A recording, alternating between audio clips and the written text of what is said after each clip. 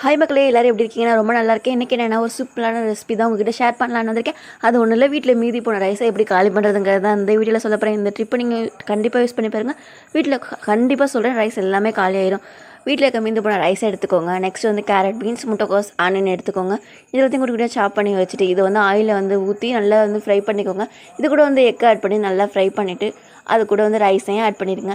இதில் வந்து சால்ட்டு, அதுக்கப்புறம் பெப்பர், அதுக்கப்புறம் மிளகாத்தூள், மஞ்சத்தூள், மல்லித்தூள் சேர்த்து நல்லா பச்சை வடை போகிற அளவுக்கு நல்லா வந்து வதக்கிக்கோங்க. நெக்ஸ்ட் வந்து சில்லி சிக்கன் வாங்கிட்டு வந்து வச்சுருந்தீங்கன்னா சேர்த்துக்கோங்க, இல்லைனா ஆப்ஷனல் தான், ஒன்றும் கட்டாயம் கிடையாது.